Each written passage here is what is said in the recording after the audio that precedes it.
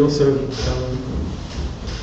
if you find this interesting, improvisations never quite go the way we think they will, or should, or hope they will, and I really like that aspect. When I was at college, I had a friend who was an amazing classical pianist, and you could never understand how I could improvise, and I could never understand how you could get over the score from beginning to end without.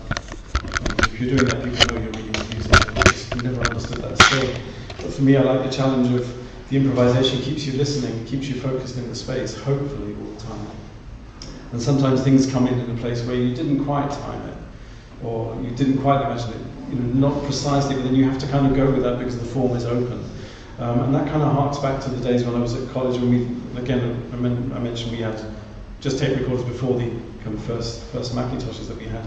And to create a sound, you literally had to either cut stuff up, slow it down, or have 3 or 4 tape recorders and mix them all into one sound. And there's something about the physicality of that really lost. And the idea is that actually when you time sounds, for example, the idea of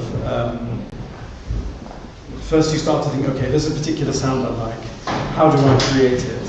What are its component parts? And how do they move in a way to kind of come close to the sound that I'm imagining in my head? So that's also a way of kind of training you, kind of what my teacher called at the time, and it's still an interesting thing, spectrum morphology. So it's the way the different sound spectrum move through time. So if I want to create a certain sound, I've got to think really carefully what those component parts are. And I've got to think, how do they move through space? How do they come into the space? And how do they leave the space? And when you're physically pressing play on 4 different tape machines, you can't press play all at the same time because they're big things. You've got to allow a feed in, a kind of lead in time, then you've got to fade them all in and be aware of the signal that's going on to the main thing where you're, which is recording all these 8 tracks, 4 separate stereo tracks, onto one stereo track.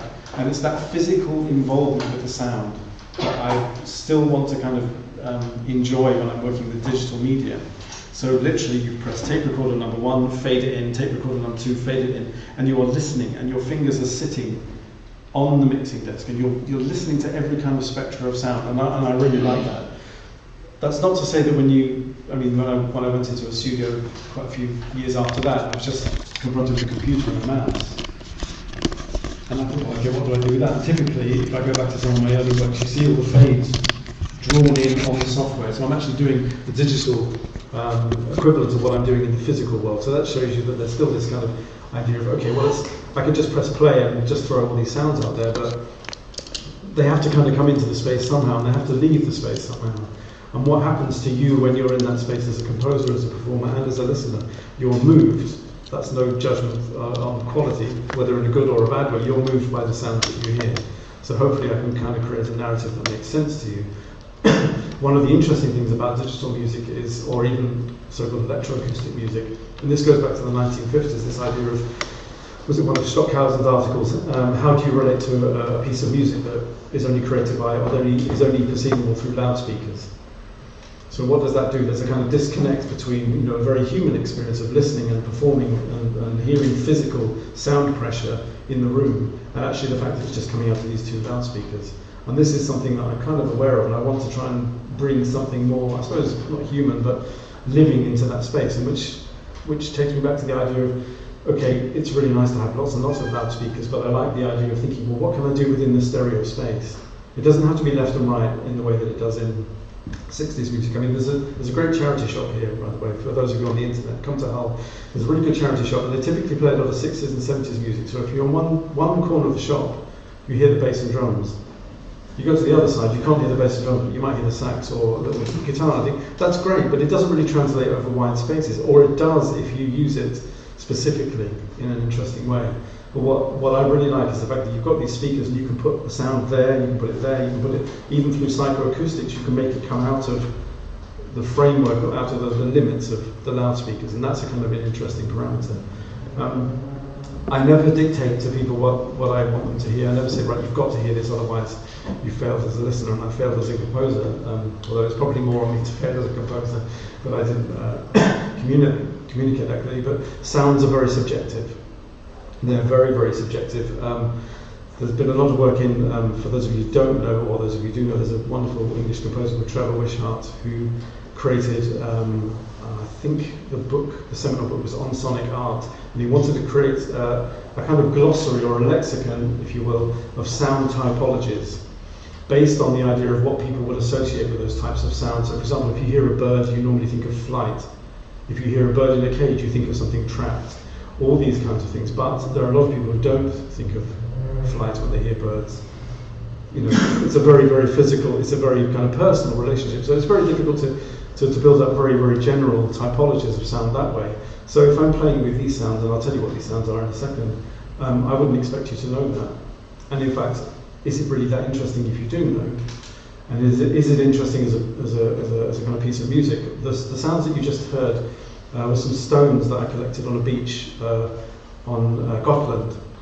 There's a wonderful place called the Visby International Composer Centre, and you can go there for a residency. And if you go up to Faroe, which is the northern island, that's where Ingmar Bergman lived, and you get these beautiful rock formations, which I think it is as much as 600 million years ago. That island was on the equator. So you've got rock formations on the equator that are now up somewhere in the Baltic. And so I took these stones, and there was something beautiful about the quality of them, not just the tactile, the haptic quality of them, but if you rub them together, you get these beautiful kind of almost like chime effects. So I recorded them, slowed them down, again with the digital domain, just stretched them over. I maybe improvised with for a minute, and I would stretch them over 50 minutes. And you think, well, can you really hear the difference? But you do. You get internal shaping. You get internal fluctuations, which are you can achieve them doing them live, but I don't like to do that. I like to think, okay, here are my materials. It's a bit like live action painting in a sense. Here are the materials, I'm going to bring them all together in different colours. So what you heard was different improvisations with different types of stones, and sometimes some things that weren't stones at all. Well, I'll leave that to you to decide which they were. Again, I'm not sure if that kind of leads to your listening. It doesn't have to, but also we have to be careful of how we name things and the materials that we use.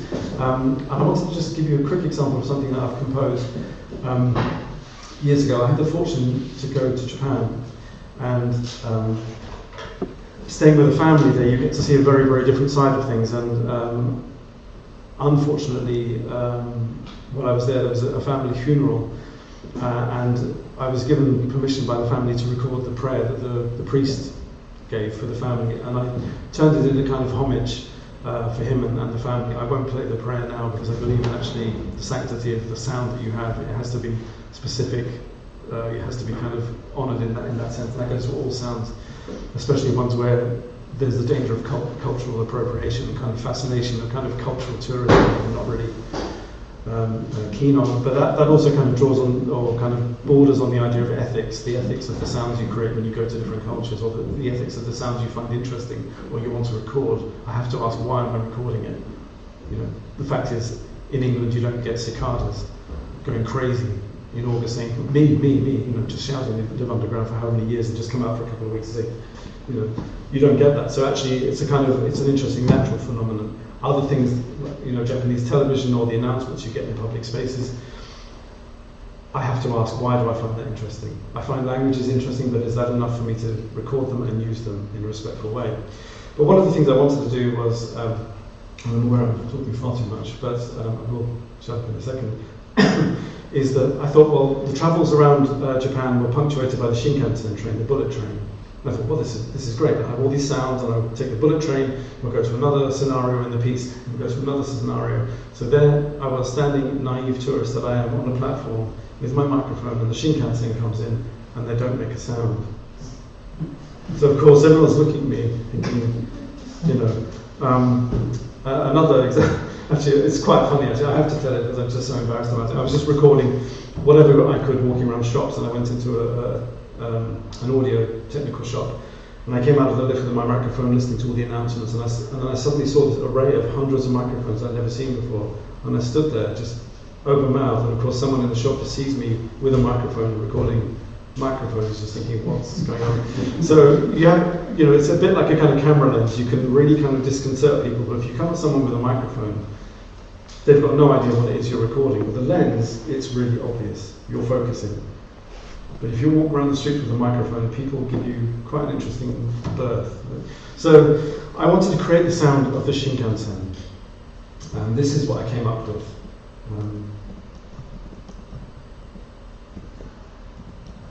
I'll just play the opening piece.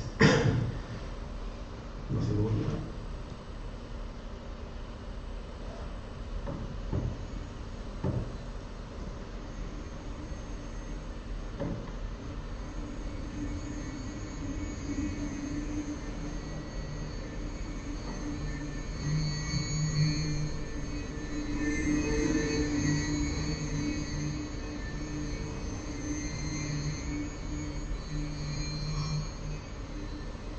These are kind of the opening sounds, just to get you to listen. They don't really have, they have a structural importance, but not a narrative importance, if you see what I mean.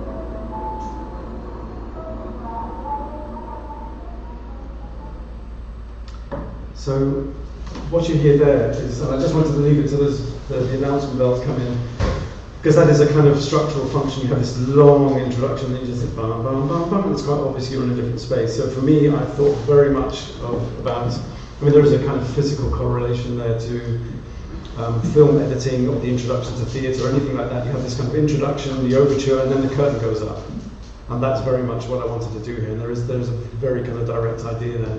But what you're hearing there is a train in there, but it's a local rubbishy train going over a crossing. But it's not the Shinkansen, so I don't want to insult the Japanese train industry by saying, well, actually, the Shinkansen sound like that. But that's I wanted to get this idea of motion going across really, really rapidly, and that is what the train recording. But all the gliding sounds I took from voices of, I don't know if you're familiar with Japanese no theatre, with this very constrained vocal, ho, oh, these kind of, glissandi melisma, and then wood blocks, and then maybe a flute. And I took this one solo and I kind of extended it again to about 10 minutes of sound. So I took this oh, and extended that for 10 minutes of sound, and then I transposed it from as low as I could go in the digital domain, as high as I could over 10 minutes. So you hear these oh, that's where you get this rising pitch. You also get the rising of the wood block as well, and then the flute at the top. So I wanted to kind of frame it spectrally. Otherwise, it could just go anywhere. But you've got this kind of thing, this, I can't remember who talks about the trilling wire. There's something about this, electric wire just trilling, and there's a signal coming, but you don't know where it is. And that's kind of the beginning of the piece as well. There's something coming, and the electricity is in the end. It is an electric phenomenon. So I wanted at least to give this idea of upper pitch. There's a ceiling to where we can go with this, and that actually helps you frame the sound, because if it can go endlessly upwards, then in a way the sound would lose its focus. And I wanted something that was very constrained, very, very vocal. And the sheer process, I think, of smoothing this sound out, I mean, even on gritting my teeth as I talk about, smoothing it out over 10 minutes, the whole guttural thing is a very controlled physical experience. Something that I was able to do also, in the digital domain. There are composers who have done early pieces like that, like Luc Ferrari, who spent hours and hours fading in and out of sound sources over 23, 24 minutes.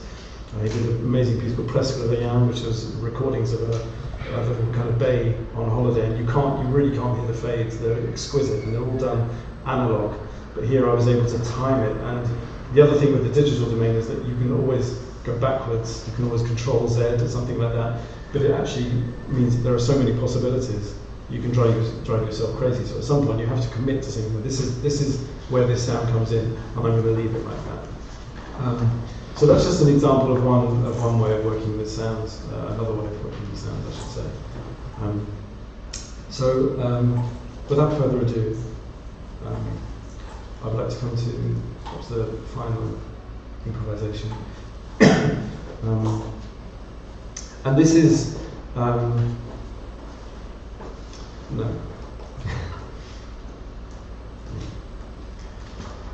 I'll tell you afterwards. It's the only way I can build suspense.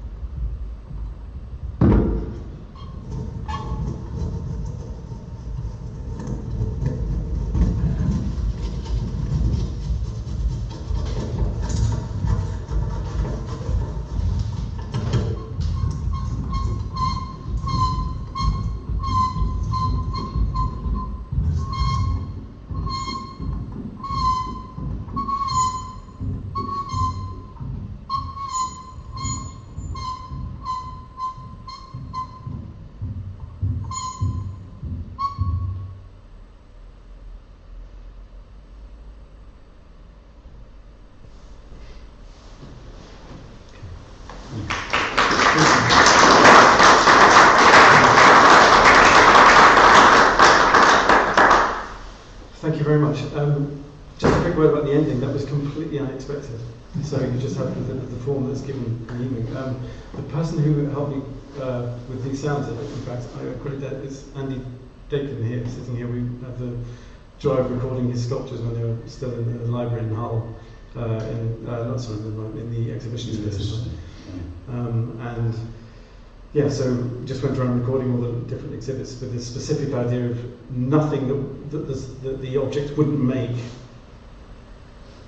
without any kind of on their own accord, with no external kind of factors influencing, just kind of playing around with their internal sound. So I just wanted to kind of end with that piece to show you a way of working with raw sounds and to see if there's anything that you can obviously play with the different characters of sounds, and if there's something squeaky, does it become funny, is it interesting, what happens when you just make someone focus on that, where is the kind of physical nature of the sound itself, are you aware of someone hitting things, or is it just kind of objects kind of moving in their own way without any kind of external intervention. And to start off with, and again, I'm quite happy to share as much of this as you would be interested in. I have this wonderful thing here, a Nord micromodular that I've programmed completely chaotically. So I never really know what's going to happen with it. You can program parameters that move in completely contrary directions as widely as you want, within a minimal framework as you want, and I've got them all interacting with each other. So I literally, in the 20 years I've had this, it always sounds slightly different, and I kind of like that, because you just think, okay, I've got to try and catch something in, but I get the feeling it's working against me. So I was trying to combine it with some kind of very, very acoustic sounds, and I wanted to kind of move into a different realm of sounds, but I was just kind of aware of time. And the sounds that I wanted to move into is something that actually Sarah mentioned at the beginning. I started to work on a piece that was commissioned by the CIMAS in Mexico, the Center for Audiovisual Arts in Morelia, Mexico. And the idea was about climate change. And I know it's a topic that we hear an awful lot about, and there's an awful lot of artists working with it. But I kind of thought, well, what could I do that would be different in that way? What could I do that would be kind of responsible to the people being affected by it, and also making the, I suppose, ethical decision not to travel to Mexico to present a piece that's 20 minutes long and to give a talk that's half an hour long about climate change. So I kind of pulled that back in and thought, okay, I'm going to make it a very local piece, and I've decided to call it Voices from Hull. And I'm collecting stories of people's experiences of climate change, even the weather, and I want to do a lot of kind of in-depth transformations of their voice to form the narrative of the piece itself. Obviously the integrity of people's voices and their stories remain intact, but they also become a kind of background. The climate change, in any city, is happening with people as the background and also people as the foreground, and also as intermediaries. So if anyone's interested in that, please do let me know, and you can send me a voice recording, or we can meet up and record. Your voice can be as explicit, as clear to hear as you'd like, or not. It can be kind of part of the background texture. But anyway, I think I've done enough talking, far too much talking, unfortunately I do, and I've done perhaps, hopefully, enough playing. But if there are any questions, please do ask. I'm going to be staying around for a while, or you're very welcome to ask them now, or you can get a drink, or whatever Sarah and Tom think is the best thing. And firstly, thank you very, very much for coming and braving the weather. It's really lovely to see some new faces and some familiar faces as well. And thank you so much to Tom and Sarah for just being wonderfully open and just saying, come here, do your thing. And it's a really great space for that. So thank you so much for your attention and for coming. Thank you.